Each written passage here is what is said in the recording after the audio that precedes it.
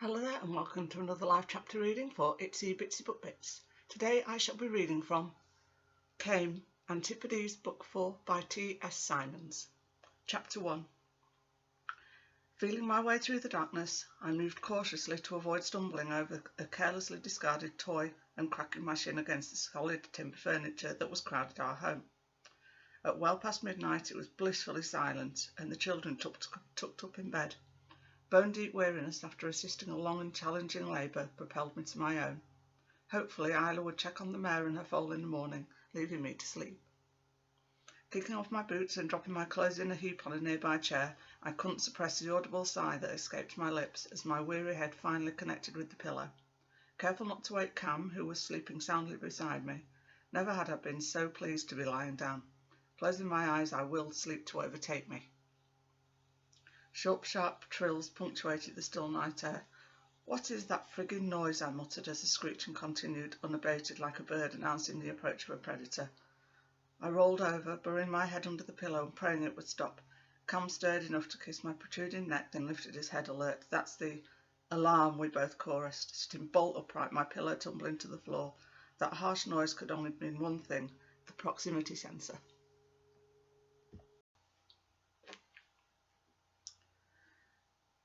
We hadn't heard it since we had set it up years earlier, and I scarcely recalled the sound of it.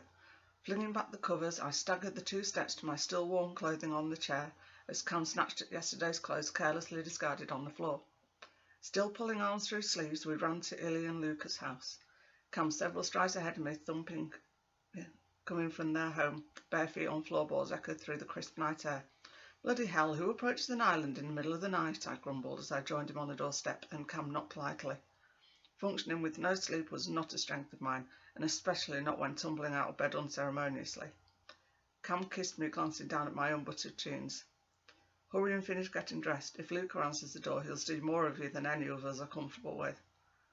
My groggy, half-asleep mind pictures the time Luca had seen me naked or barely dressed in the years we had travelled together, coming out of a shower or daring me to go skinny dipping with him in a lake on a domed community. But my brain couldn't form the words. Fortunately, Illy answered the door, looking dishevelled but alert as she tied her heather grey robe, long dark hair falling across her face.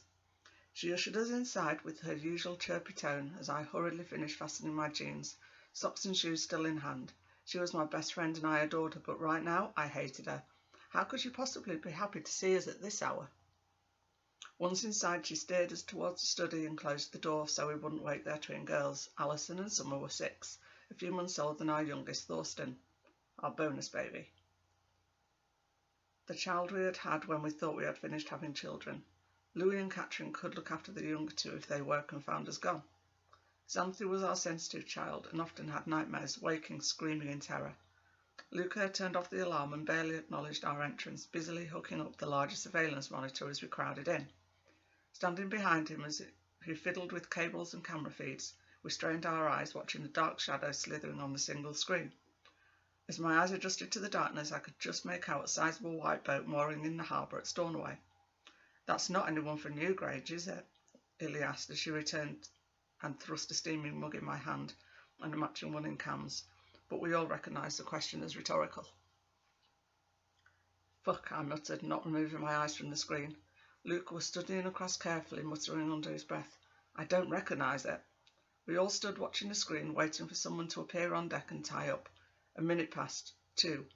I grunted at Caim, knocking back the contents of the cup in one gulp. "We'll go. Ills, can you watch ours?" Waking any of our other friends at this time of night would make us unpopular, not to mention unnecessarily scaring people. Cam's sister Thorsha and her partner Di lived with their 2 children on the opposite side of our home. Isla and Fraser lived between our place and Illy's, Jamie and Jacinda further down the valley. Any of them would assist, but all had young children and would almost certainly be asleep. Illy smiled at me. "Of course. I'll head down while Luca keeps watch. Are you sure you don't want one of us to go?" We discussed this scenario often when setting up the alarms in both our homes. What we would do if someone approached Lewis, our protected community. Self-sufficient and isolated, we loved the sense of belonging here, everyone looking out for each other, lending a hand. That sense of interconnectedness that extended between all residents. 7 years ago, our community had severed ties with the outside world to prohibit the intrusive and controlling influence of the team of scientists at Claver near Inverness, wanting to dictate our laws, our trade, but most sinister of all, forcing us to have children with a scientifically selected partner. The scientists in the two controlling communities of Claver near Inverness on mainland Scotland and Auckland Island off the coast of New Zealand had devised and implemented a selective breeding programme to reproduce key genome sequences and ensure their survival.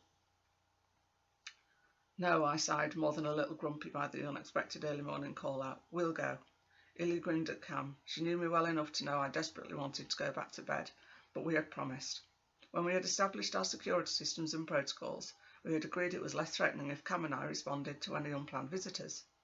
Illy and Luca had been military personnel before coming here, whereas Cam and I were civilians. After all, it could be anyone.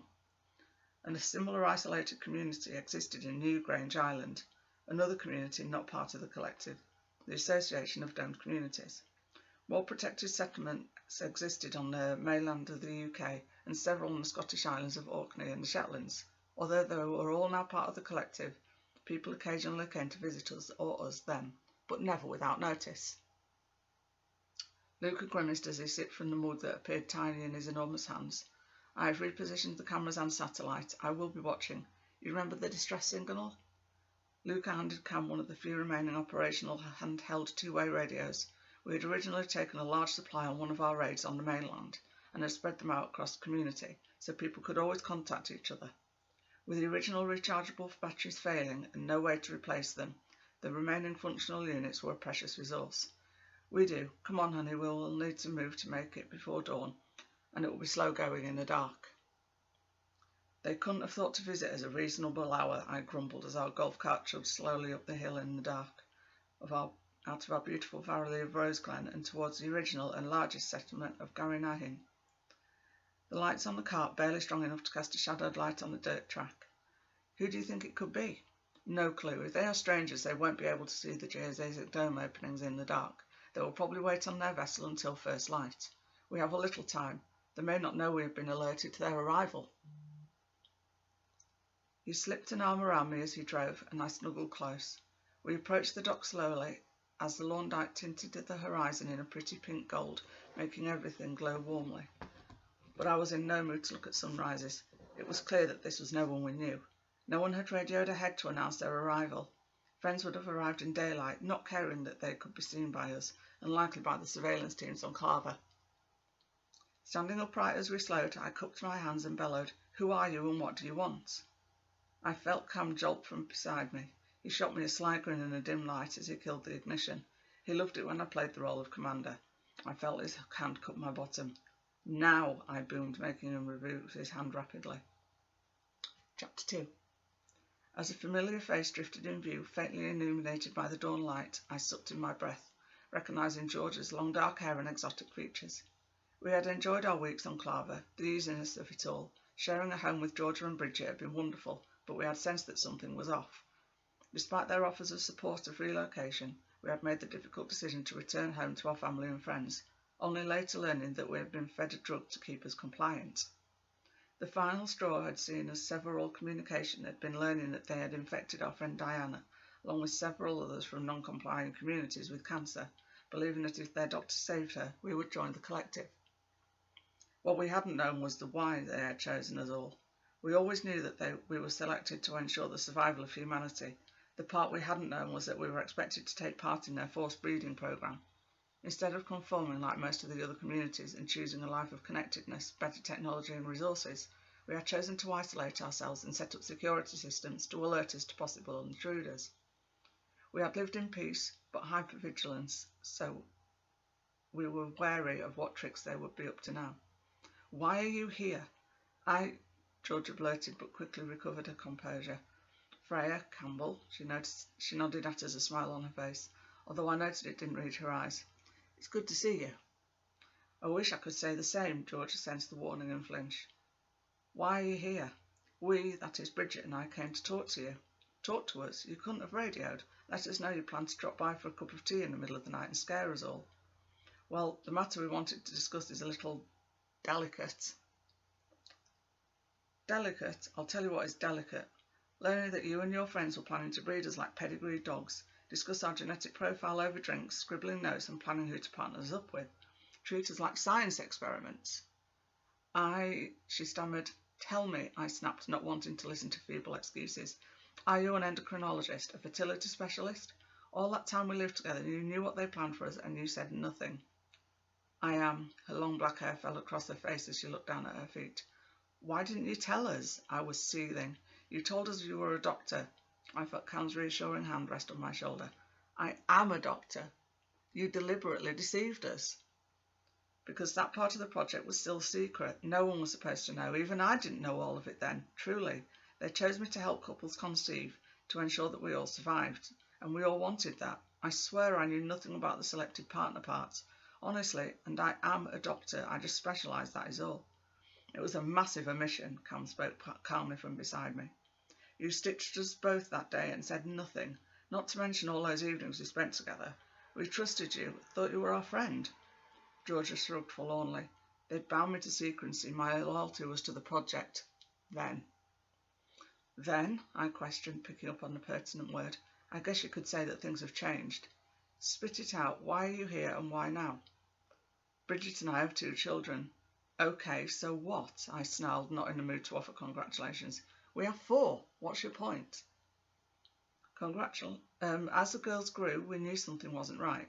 What do you mean, not right? Cam cut off my next comment, suspicion dripping from his words. Georgia stepped back onto the deck, calling, Bridge, girls, through the open hatchway.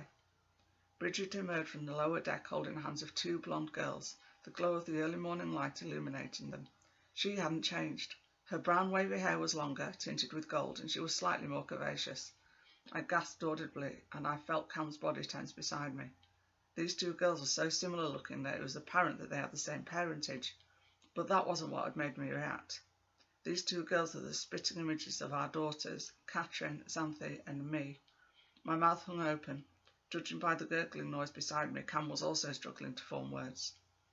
As I thought, Georgia spoke quietly, but with an unmistakable note of sadness. They look so much like you. How? I finally gasped when I had regained control of my speech, still staring at the girls standing on the deck of their vessel, the light glinting from their hair. If we had never met you that time on Clava, we would never have known. We would have thought it suspicious, but wouldn't have taken it further. Neither of us are fair in colouring, especially me, but we assumed they had the same donor father. But as the girls grew, we saw more and more of you in them. We discussed it at length. How on earth could our children look like you? Eventually, we landed on only one logical answer. You are their mother. A pain shot through my chest, making me exhale sharply. Bridget smiled wanly at me as she and the girls made their way over to us. I tried to hide the pain. The girls couldn't have been more than 6, but looked exactly like Katrin had at that age. How little Xanthi looked now. Hi, Freya, Cam, meet Ruby and Scarlet. Bridget introduced us kindly. The girls hid behind her, scared at meeting these new people. Can you say hello, girls? They are our friends, the one we were telling about. They're from Australia too. What do you want from us? I snapped, exhaustion and shock making it sound more venomous than I had intended. Bridget recoiled but regained her composure. One girl looked like she was about to cry. She looked so much like Zan. Instinctively, I wanted to hold her close and protect her. We came to ask you questions, if that's okay.